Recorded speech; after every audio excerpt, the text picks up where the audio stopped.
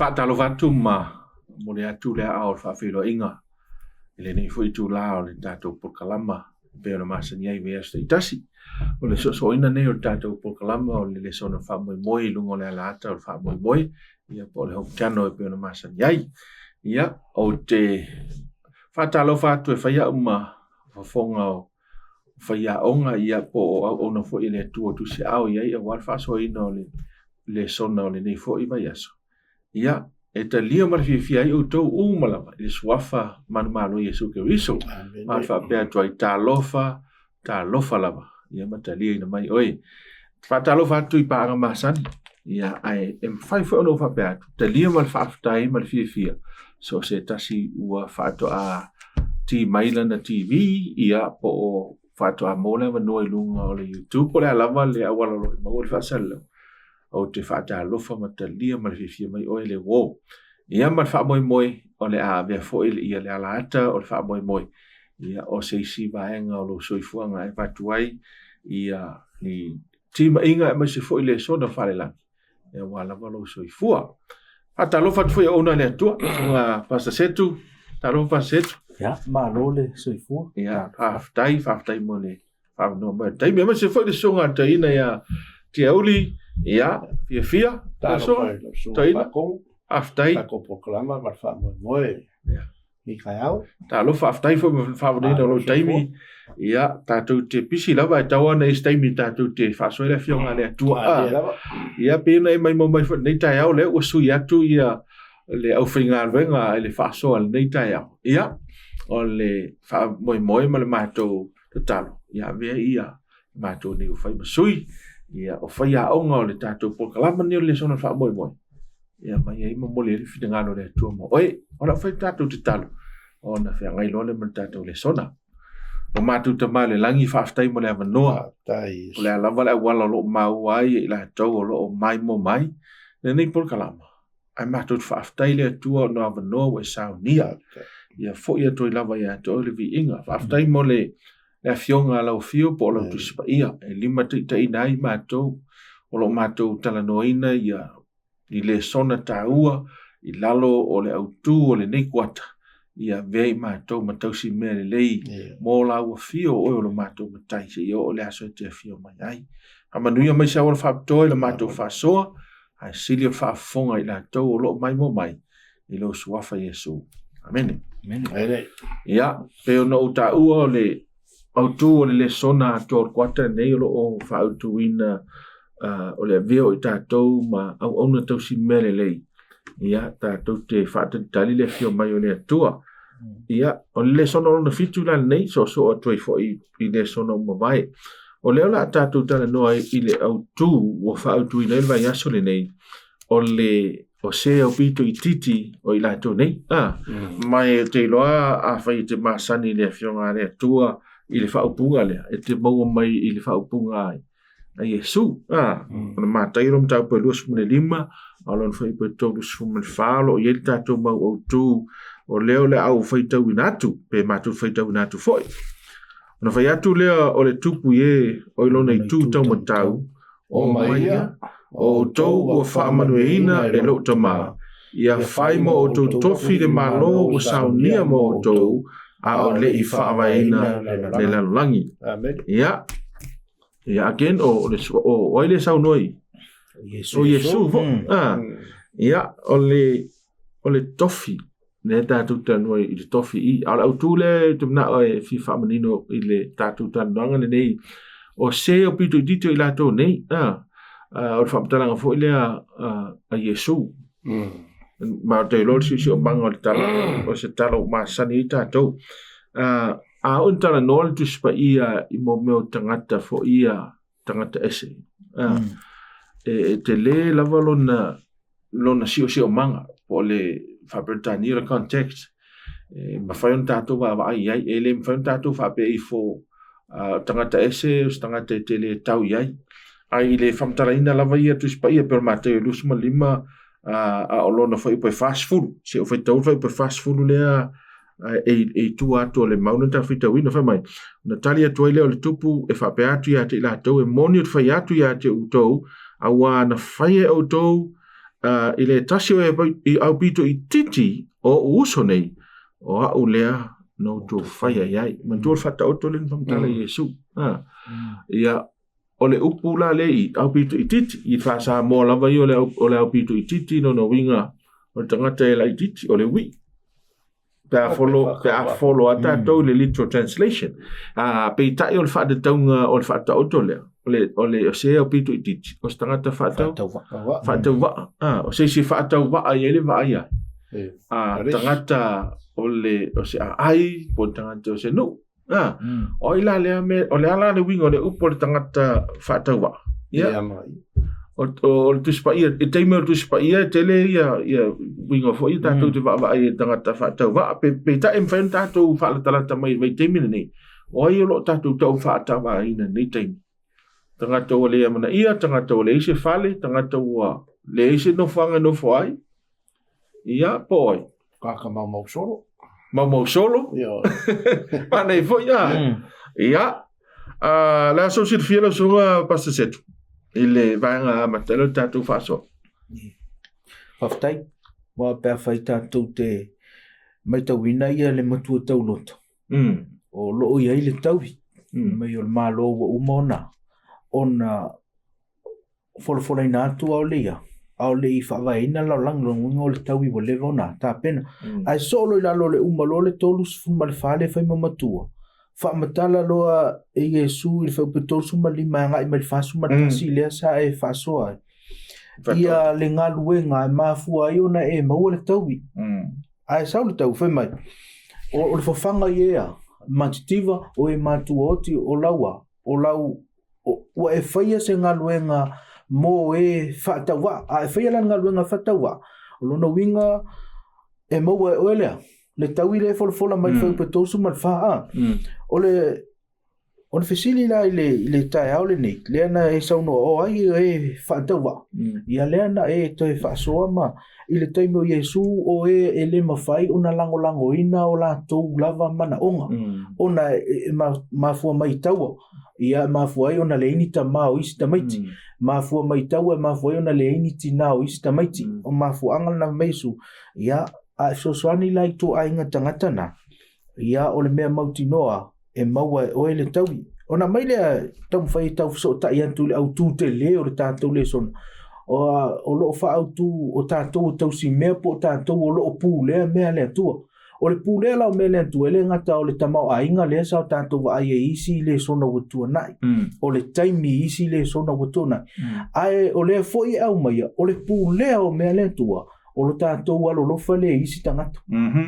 O le au na tausi mea ile ngata e tausi le tamau ai na mai le tua tausi le taimi na mai le tua.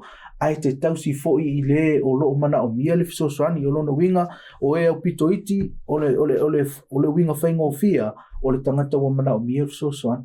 O le tātou ngā luenga le nae whai o se au na tausi mea o le fisosoani tangata ua mana o mia se fisosoani ia o sa au tau wa aile na ile am tau am tai no le tātou le sona whaftai. Whaftai, ia. E so whidangalo lau sunga toina?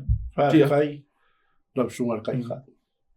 Mo le kako whasoa ni kai au. I le makamaka aku le sio manga le. Whakaoko, whakaoko le mea na. Makamaka aku sio manga le whakaoko le ngasi kia Yesu. E iai ka ngaka ngā o loo iai le whapokoponga lea. E iai le winga lea. O le waai maua lalo. Ma le mangako whakau waa. Manga kua le amakanga le whakaoko. Sa o fia ai sa o ko whanga. Sa o le lava sa o ko mai of. Ai o I le mea lea. Pa mai rola Yesu. Te siri rola wali ia Yesu. Ranga whenga o mai ai, o whenga o fia ai ai, o whenga o fia I wenga ko mai. A le maua I le kani. Kari la le kali Yesu. A wanga o ko whaia I sea. Au piko I kiki. Kusara le wa ave Yesu le wheau. E kau mai a kia. Kau mai a kako. O le bele kau kako whaia. A manga ia la ko. O le amanga ia la kako o kangakange. Merole Yesu. E maua la le kau. O la le kau. O le ola e whaua. O le wha malo singa la ngā moa. O le koe au ngā ia Yesu. Maka ngaka ia sa I ngā opo. A wao ngā kongwa mo kako.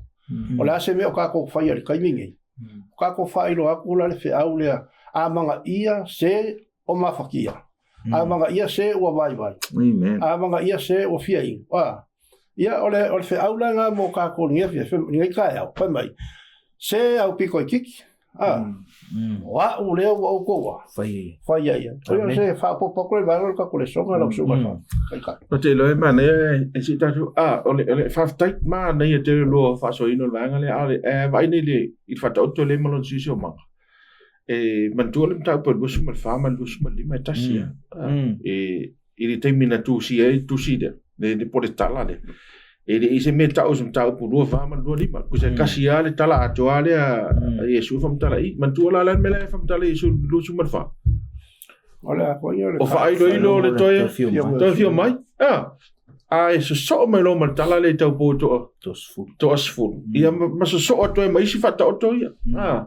le winga la fam tala o le si manga o mene fam tala Yesu I o la fam tala le si manga o asolea le unga o asole unga le nga asole unga la le la tatu ia e mo wai la tangata fa penaia fa ilonga e fa ilonga tangata ai mo wai foi ma tangata e mana o mio so o le matua te le tangata no mio so ali le so fa pena amen mana na fi so vai tu ile le video nga share le tangata on Facebook is a street TOE America le te lo tangata foi le a wale anga si vangia wale le ma fo fa o over fa nga o mo fa la fa sai e atu ia la America waia fa si mamau a pa fa tu mai tato o le tele yo ainga tele tangata e mana o mia le tato so ani o le ata no langa e uma tato e selo mal mate lusu lima tato nga ia tu isi vaenga o tu spaia ai le vaenga le ata o lava ia e sele ta o fa ta o to le a Yesu pensa no so ngal fa fenga ile aveo tato matau simia langa le pe no ta o le tato fa ta tali le to fio mai Yesu le ile mta o pure do fa man do lima ele ai se mea e loa ai Cristiano nei lo la tonga luanga so son na luanga fai e le so vinga tatu te la unga le upole ale tu ala le ai o I mai le ala ai o I mai tangata e mana mi so son ala la unga tatu valo anga mea na ai le mana mi tangata so terminate ma fa afta ya vi le tu o te le tawi vi fo ile temile sa tu pole le mafu ele fia e toki le temile ia mo ia ile fa butonga le kalesia suitole le adra o le adra afu la le le winga le o le ngal le ale kalesia ia mo atu wa me mafu ina na ia tanga tap na ia so o fa la vi fa fo sei o tina wale to ia ni ala to tani o nofto tasi o tama o nofto tasi o fa nau u aleni matua ono ta u tatu fa sole nei o le matai e duas funu man fama duas man lima o onga ia a Yesu le a o tangata le ngata lona vai te me tangata e o le te mole unga le la si tatu tana no vale tatu la tatu me tu lo va la lu yaso o le soifuanga mane o nanga a Yesu isi sono ia lo songa pasetu ina matfole lo no songa teina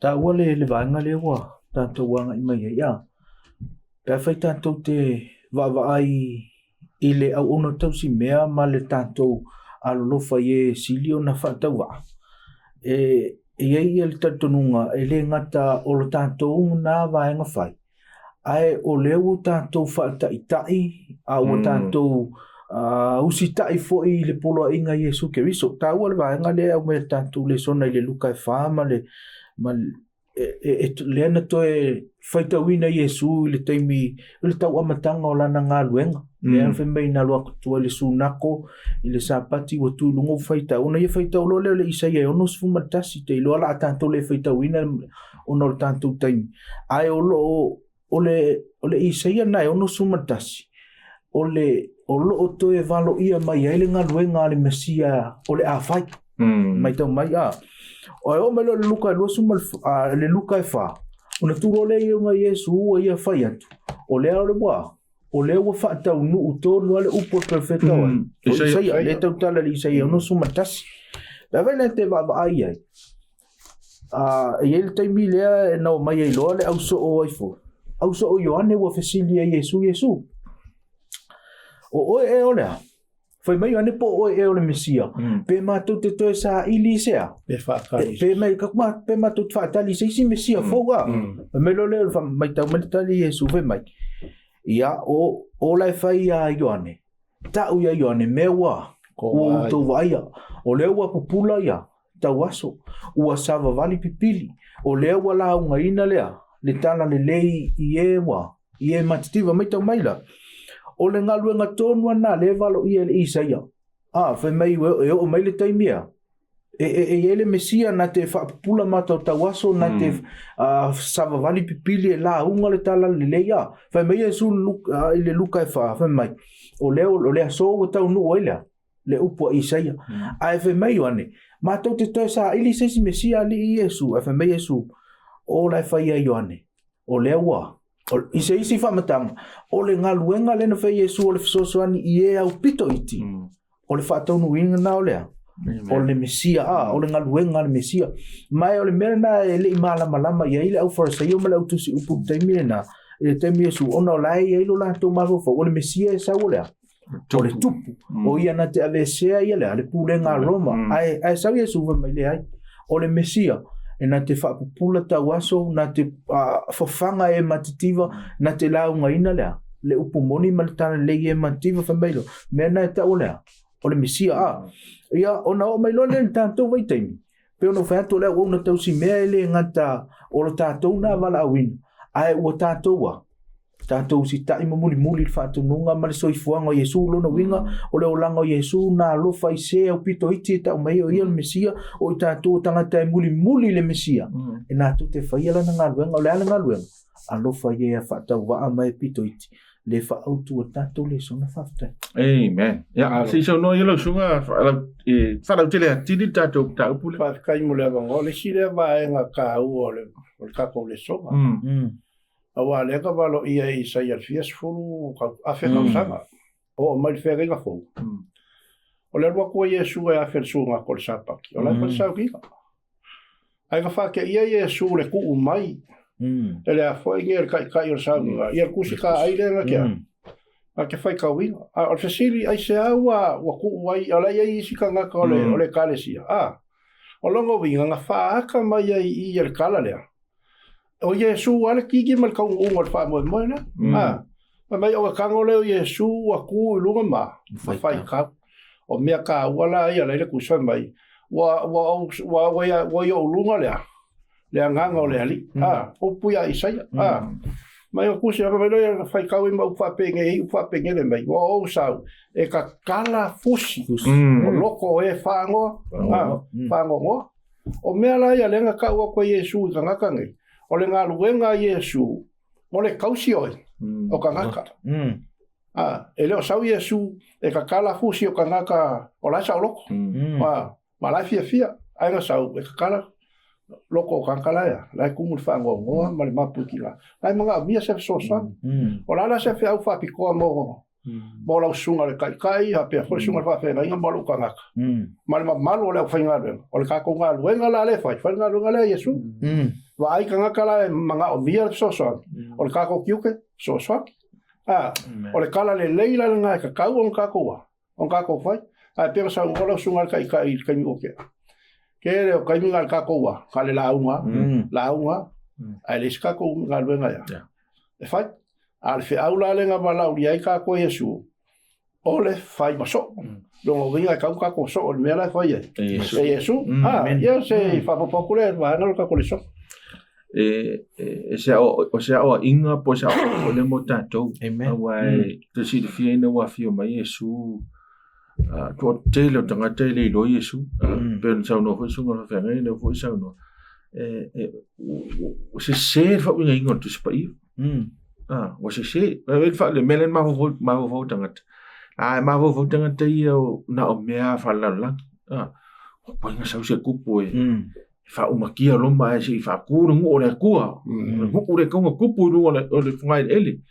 isi a se tatu fa winga no la fionga le tu ya se a ko e se a to me tatu te fai se lo la io le fa mo le mena le tupu ya e fai tau fa via isi fe au fe au fa fia fai kau no mengi e misi a ko misi e sa e fio mai Yesu e le noa Yesu nanga sau valo anga o fa ko un valo anga e le sau Yesu e fause finga malo malos ai sau e au ona a bela le no sau no o nga ruanga to mo lalo e vai mo lalo e fo le langi e vai mo lalo fo tangat ma mafanga na finga ta na i lo tangat nga mo lalo nga amen mo lalo ai ide tanga i marla male atu ya ole nga ruanga ta wotele so sunga fa ko sau ya sile merenga ka wo kere ba nga ka ko le songa ba ngule ka ke ya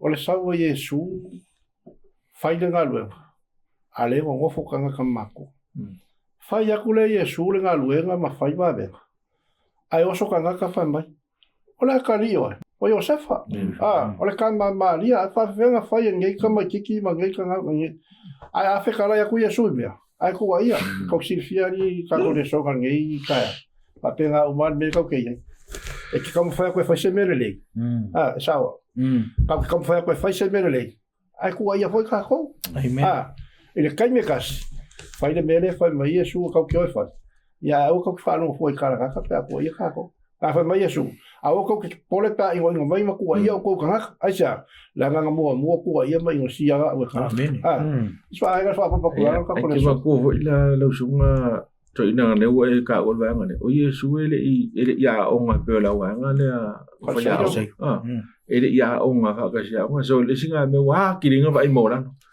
pe ga sa ngo yo fe pe so ala lai me le ko mai ki sa fa ngi me ele ya o nga ele ya o so te vai ya fa pena ai o le va ai le na va ai ele lalo la fa ma ka le va inga le va ile la ngi kimi ole vai nga ho nga le vai ka ko ka ko wa ia ka ko mai foi ko le ekalesia ma fo nga le nga be si mengi o ka po inga ma ekalesia ole vai ma wala lo le ska ka o Yesu le sai ko fo ka po ma fa Yesu va venga fa ora ka ko ala menga ye vai ma wala me la nga ya ka ko fo la ngi asia menga vai mo la lo Yesu ngala nga vai ma wala lo ya Yesu o me ke kele le fa Yesu la ka fo ma fo mo tanga te mi le o ma fo o shape fa la la ke mi le o Roma ale is a qualification ele ele ka dia oe ai la nga sa Yesu e ki nga la nga vai nga le o me lo fingo fa malo lo nga li ke le lu la o ma fa nga o me la nga ai fa be ku so i se o so ma ka singa sa fo le nga ele se winga mo i lo fa i lo ai le se fa pa yanga le ale nga pa ia ta to so le o le lu i ke le mo ka ko ke mingi o ka ko ke va i fa le fa tangata o le fa tangata ya wal melanda nga ta la va ai pa i fa tangata i le fua fa le fa tangata ma ele lo me fa le langi ya le la me ta to le si fai pela o kala lea o Yesu sa mai na saleka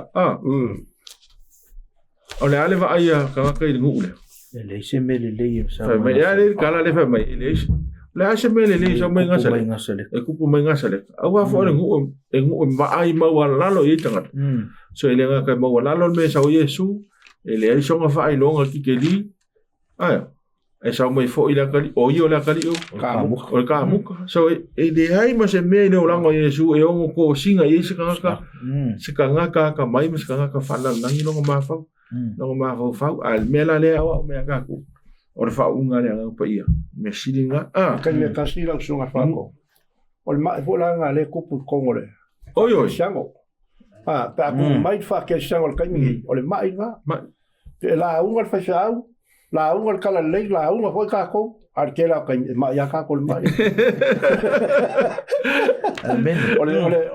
ole fo fora mai le la so nga ko marka ko le so nga ka kako faya ia le meo lo finga ngalo e ka fa le winga tonu na ngile sona ya wa oita to le olanga moni tonu so ifu ai e pe na o mai ke viso au tatou te muli me la langi ya ole fo ia le tu mo tangata matitiva te sile fiari do so e ante me te maho fa pe sa pe nei no la ifu ai tangata matitiva ai ola ifu ai tangata mau mea ma pure sa loto la to la langi ya ato no to so ni mai le vai ngalo tatou le so no lo sunga pasa setu aftai te lo le wa tanto il vai ngale o le tau singa le tua mo e mati ole me motinoa e le ai le mafau le tua ia matitiva ona tangata pe tai ya ole mativa ele alofia ele ma alofia po felo tanto nau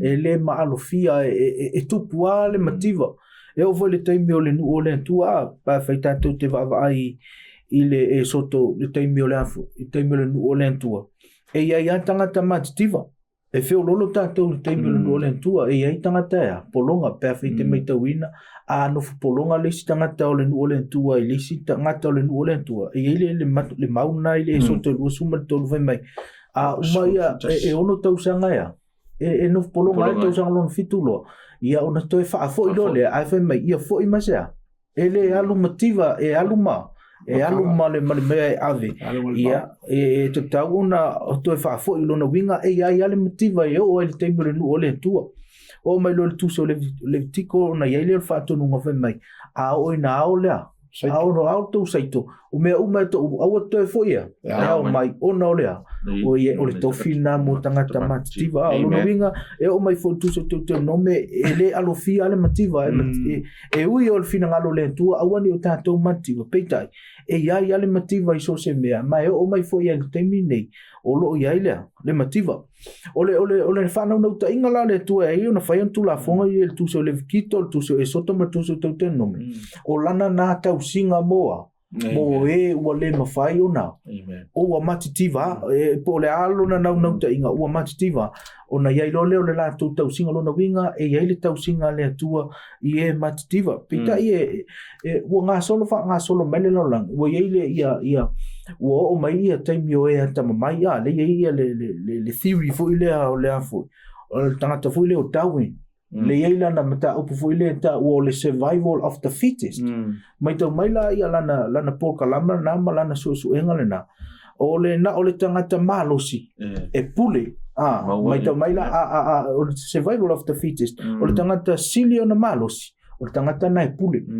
ona faangalo loa lea o le tangata lea ua vai ona ile lanto tala o le tangata mativa o le tangata na te vai ina lea ia se atu nuu po se fala potonga mai folinga mai o le finangalo le tua a mativa tangata ia le awala le tua na te tausi ai o mai le hanta mai mal poto tangata a mativa tangata ua va ai ma wala lo ia o le vai inga le naola o se nuu po o se fala potonga mai o le lu ila mu tato ua tele le kalesia ua alu le theory le fa evolution o me taulia o me monia o le theory na ma fu mai le evolution le ia le tangata na Darwin wa ia le na amataina ua alu le kalesia le theory fa evolution e ui o le tato te o ina tuspa ia ai o tatou me monia le tatou te muli ia o nga fa evolution ma fu anga na tatou te va ai ma walalo ile tangata vai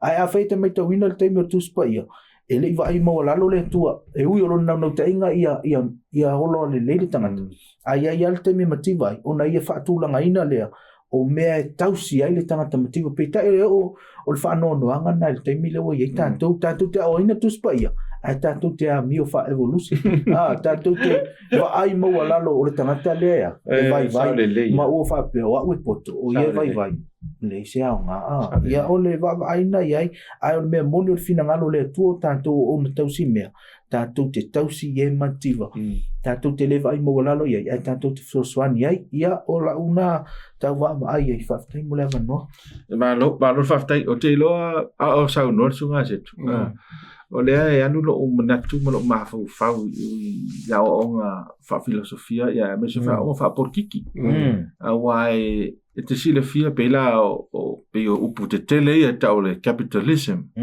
socialism le tau taia mai le maenga le ya o nga fa so fo le a e te tawana nga lue man tua e famtalanga paulo ale nga lue tangata o le Awale ai e foi lan fau tuanga le na matu stasio kalesia o to wenga oi awo to nga oi ai alo nga lue so e fodinga mai lai ai ia nai fau tuanga ia mai e de soi fu o tanga motiva ia awaine i tu mau pe me ta o motiva ai improve lona no soi fuanga ai i tu ai nga tanga taita tu ta no ele mafai ana alo fia le ele mafai ana alo fia ia me tu po le soi fuanga ma le olanga le nei o tangata lana le o le ale tu ua i lawa e tātou le mea tauna o na whai o le fisoa soani i tangata ma te tiba e ta tau lava ma aua tātou te toe aua lewa i maua lalo wa le si nā mea ne e sa o te longa songa whiwhiau o tātou uma in fact o Samoa i le whaatulanganga o malo ia po ia Samoa le whaafonga mai o whaatulangana o Samoa sai lalo le mo ta o malo ta watina lono winga o malo i seisi whaapunga whaingo fia mo le tatu mawlama o malo o matitiva lono winga o lo tātou wola isi atu nuu e matitiva awala vai mo lalo fode siris ai e tātou mawlama i upo lea la fionga le tu tātou lono so ani le si Samoa i lesia Elesi Samoa ia si so no ia la sunga mai te le isi to manatu e fa tupu mai ele nga sta fa so ala nga tatu te mi man ia fa kai mo le vai nga le pa ko ia o le mea mo ia li lo sunga li ele fa ia le ku se kanga kai maki amen fa ia le tu tangata ia malue longa winga la a fai lai e makiwa kanga o le fesili ai se ago makiwa le lenga lue le le whao ngā inga le leo le mawhau ngā mai e a mai le atua ma kua koe lenga whailu loi kanga kua le whako anga fesili ngā awe whako anga ngofo e o le kala le kuspa ia ngā awe whako anga ia e ngā lue pe kai o ngā ua lua ngia kako lalo langi ma le kako sio manga e le ana sala wa mafua i longa ve sea mai le nganga le ya kako o le ngalue ai wa fa lango lo i mea isi kangaka man kuala le kako so inga mai le kusi o keu ngombe ile kwaka ngai o upu mua ia a o le iyo sa vali ia isala elu anga i kanganga mai le kuia mose fai ia isala elu aka ngu e ka fere susu malimeri e maua fale maua le aulo male a lio mea umala ko ke maua awange ingalo ya te la tou le akua e ale akua le ga abakua o ko yoifia Israel o yo i kanganga o longo winga na famkalanga le lo sunga i fa fenga o le awala fa pikoa le akua o ai alka ka soifu o le fai kalkus pa ia kaimingi o le awala le o le whaia o ngā whole mo kanka uma a whai whafonga mai Samoa wa le koe ka kausi kanka Samoa o ngā soifua makiwa aisea a whai le wa hilika nganga wa le wa kerisiango Samoa le winga le upu kerisiango wa i loa Samoa le kauonga o ngā whai peikai inga ua soifua mawhanga o mai Yesu le kako lolo langi o Yesu le awa Yesu le lenga sau wha kūle mea lea ia o ko wanga le lei i e ua hoki ala koua kange e siri la lo sunga fa pe ai se au abanga ia Yesu fa finge o hoki ala ko kange ali fa pe mai ia o ko wanga le ia ku i kange o hoki ala ko wa le amerika ko fam kala le songa le anga o le kange o le hola le le ainga o malos ia lo fa ku ia o hoki ala ko kange mai o matua ma hoki Okay, like le ia si manga le no matitiva ia tanga tato le sona le mai tu le si le sona sam tua tala no ina lava isi me ia tātou te tau whai tala no le sona nei. Pe o mafuanga o le melo o le whai tau lei wa le atau te tala no le melo tau si me le whai tau lei. Ia ma si o manga o ila to e mafua mai o na paua o hainga na tupunga mai ai.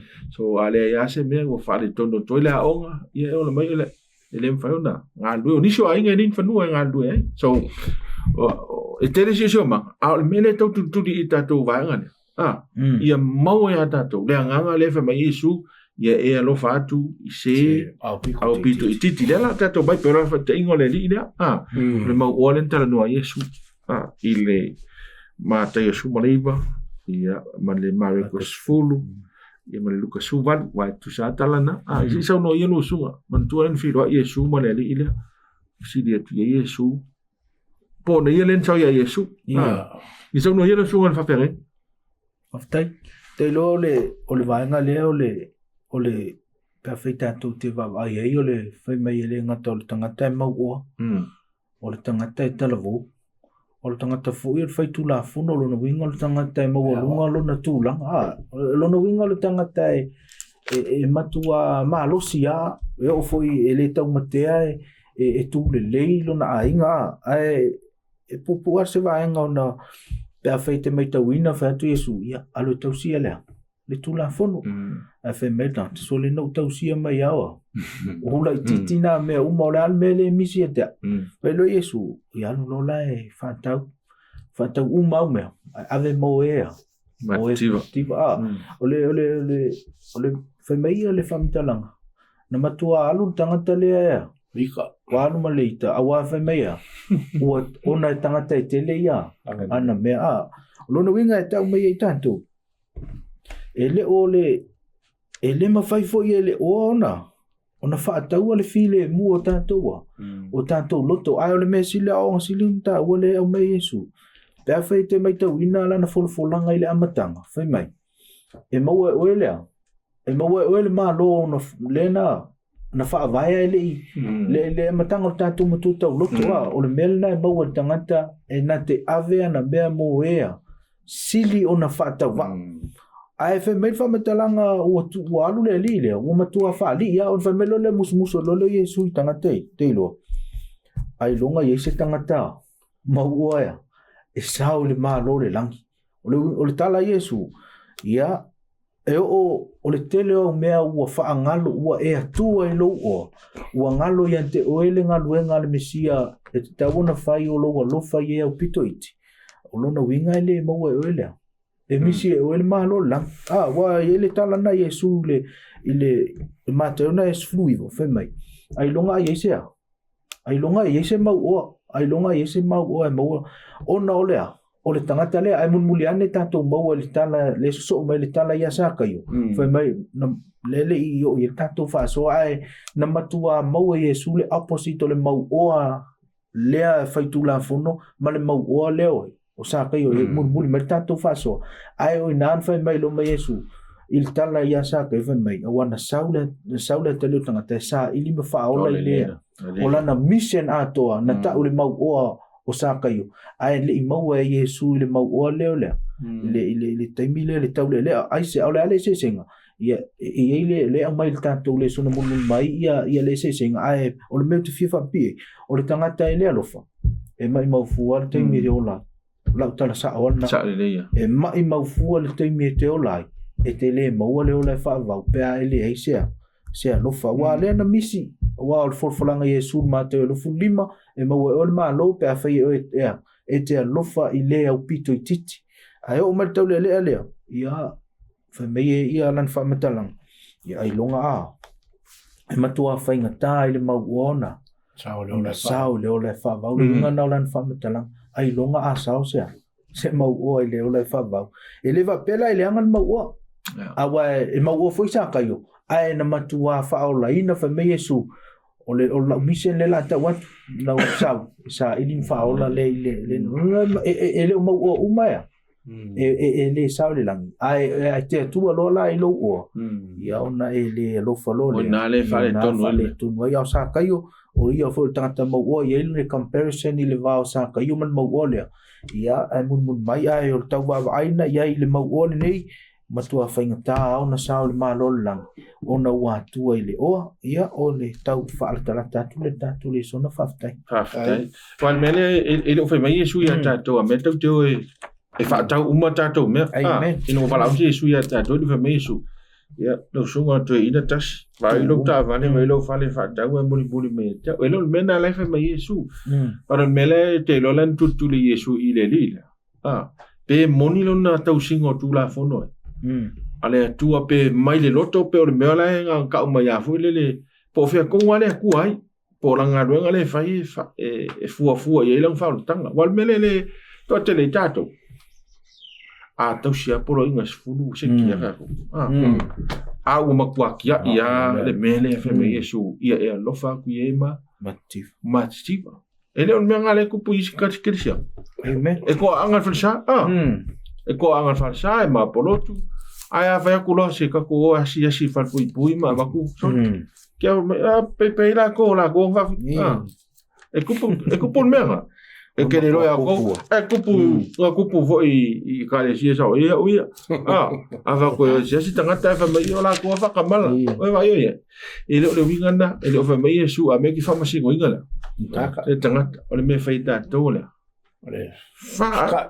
fa tino le men fa mai Iesu e fai e leo se ka ko pising isi fa masi go ingala e wala e makiva ro pa e maro mama e le me nga fa mai Iesu le fa tino la ta to vaenga olea lofa manga le fatawa so ta o tele la le mena wal mena le wo ilo le sui ile le lento si tu la fondo no le a to si tu la fondo le tu ne fe le tu a se upu le lofa misi ato so ta to fia ma to si polo inga le tu ma le lofa e so fa e vanga la si tu ya sa kayo le so su ma ga le fa so al fe ai si vai ngala kikiale fi fa soi ole ma ole kaule le ele i kalango ia Iesu ai ola nga fa longo ia Iesu ngala ngalu mera kala le kuspa ele mai wa alu ia Iesu kalango ia Iesu fesililo ia Iesu se mea o ke faia ali Iesu o ke mau ai lo lai fa mai lo Iesu ia le kosikula ko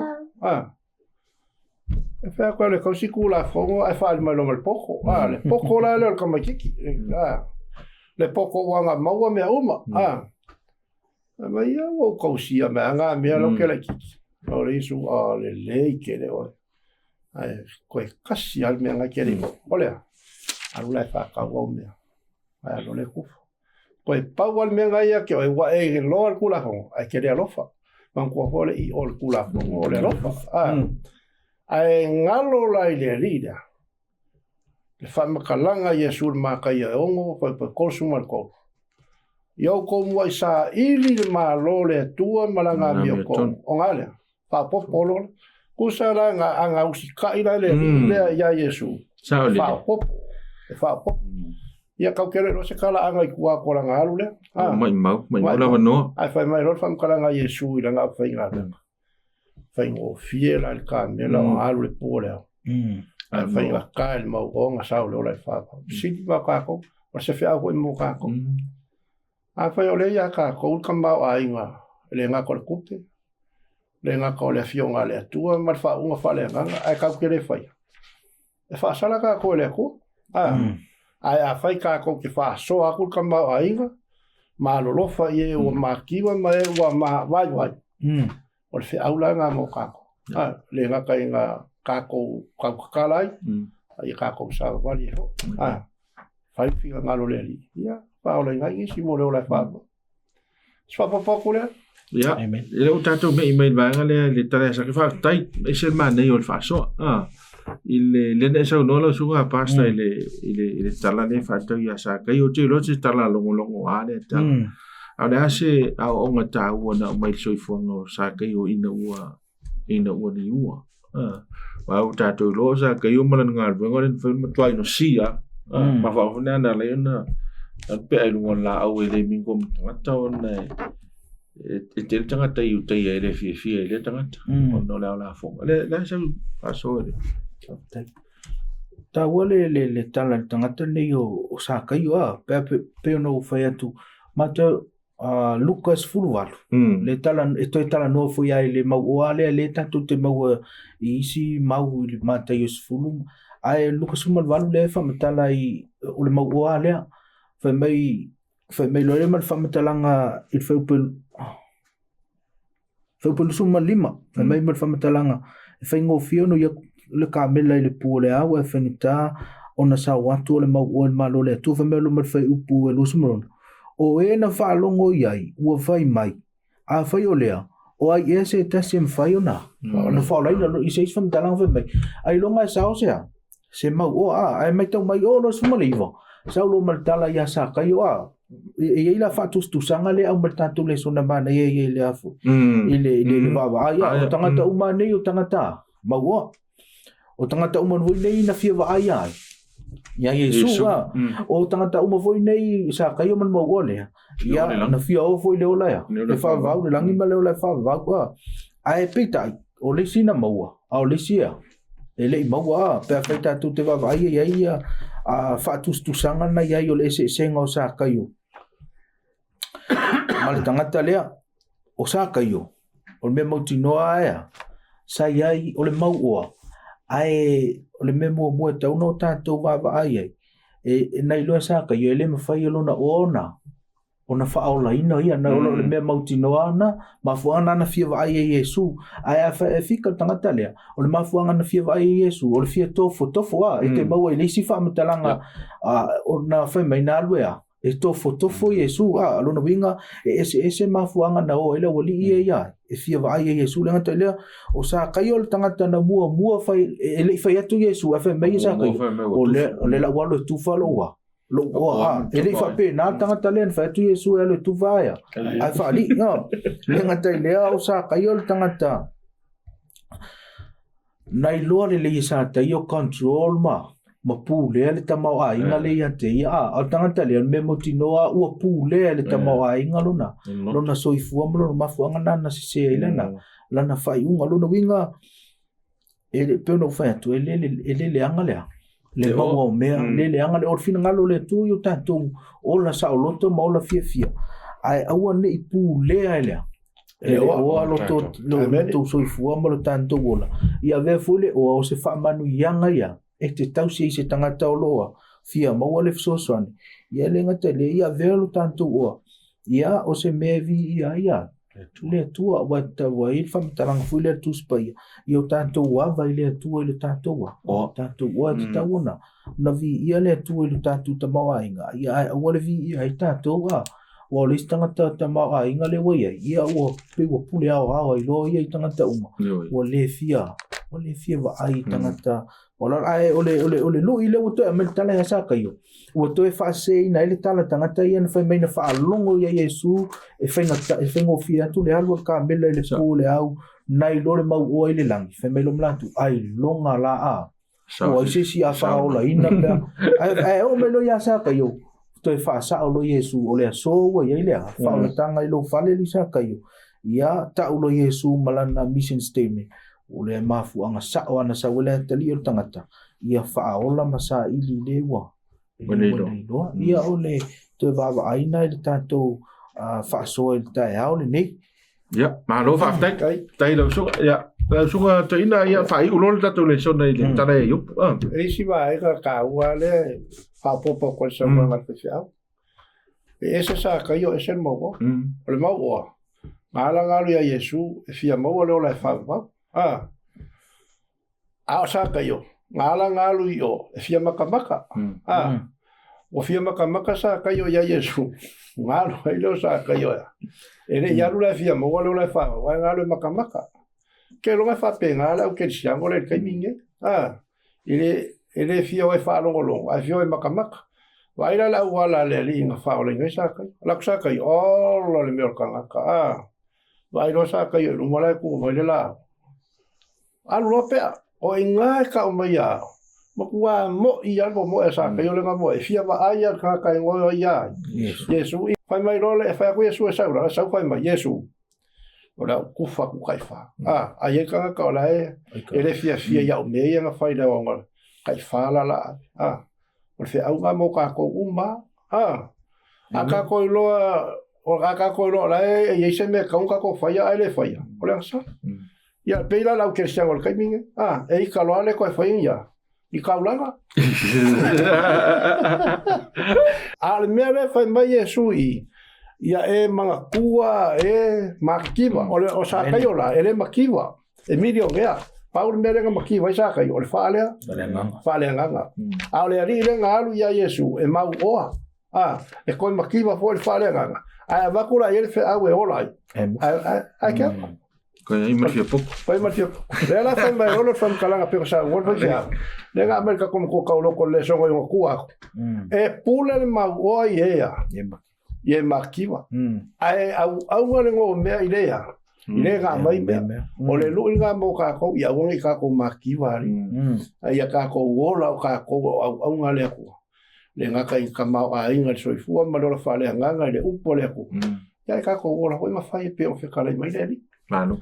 Le ata to me le tale le sifo ma o al ma o la le temio le patriarch por patriarch yoku tala masan ai Ola sia o taua e tala ale tua pe na fa matala ale tua man tu le felo ingo foi le ale tua ma ya polo le na ma tu e dus felo fa mai ai o le fa matala ina la ele tua ola na ono yo e se man ya ola le upula sa fa yo puna le foi va sa mai Famai ola ona saola na mi ese man nei ole da fam talang ia e ole ale mena tupu ia yo e wi ai na fam talang man ia ena famai na tofo ina ia ona ne tu se iso no ia sunga so vera atai e pena o tanto wa ai le sui fongo yo pusa ele temina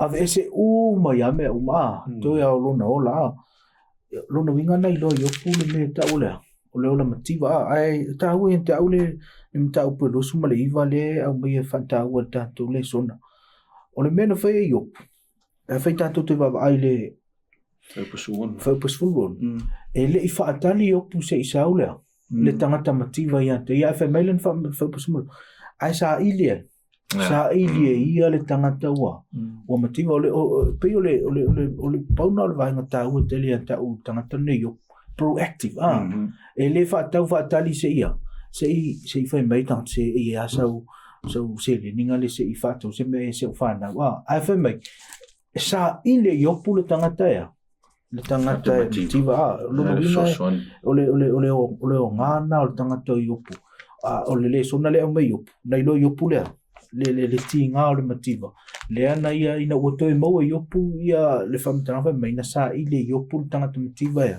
e fiso soan ia o te lo le vanga ta una yo pu ia le vanga ma na ia na ta wela su nga le vai so ni fa o mai sa famtana o le anga nu o le Israel o le uso e fiso soan ile tangata ile tangata mativa lo le fe me Yesu o ile o fa nga Yesu o le tangata esilio na fantawa me the least of the brethren o no winga o lo ta ola o le uso ai le o mai lo le tempo Yesu so fo nga Yesu o fa talo le Yesu tala fu ile Samaria nga le mai to mai o le anga no wa Israel le tu si el feng to ai o tangata so swani tangata mativa o lo wa uso po le close relative ka tala sino o la tana te oi ai o mal fenga fo fa be Yesu fa mtali Yesu tala fo le Samaria nga le ele so toto ele ta wa ano ele ta po i fantasi ele no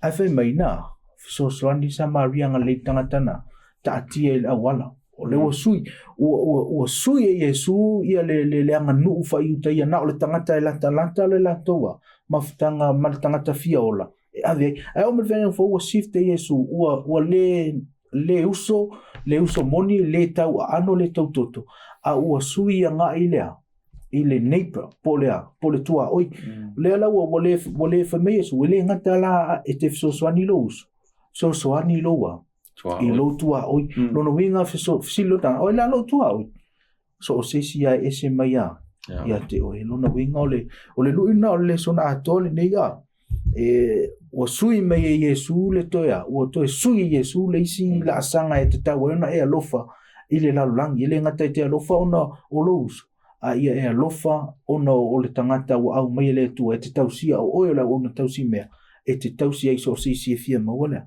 le so swani elena o louso elena o lo ainga ai so si langa o oi la ona tausi mea le tu e pule ali le ia na mea fafta amen alo le so ya fafta mo le avango fia fai ka winga upu ia mai le yopu le lo iwa pa po sulfa na mai na fai le ami o tonu mo off na off wai na fai la ufa masinonga e pese i o se ofu tala loa ma se pulo na fai ia uma mata o le tawaso o vai o pili o aulea na fai ia uma tama o e mativa na osu asu e na foi le fi naunga sa o le loa o isi ia upo le launga yopu na launga tua ia na wo ia na kuwa ia ngai ai ingei mai wo ia ke wala o masa salo po le asanga salo po wo ku po ia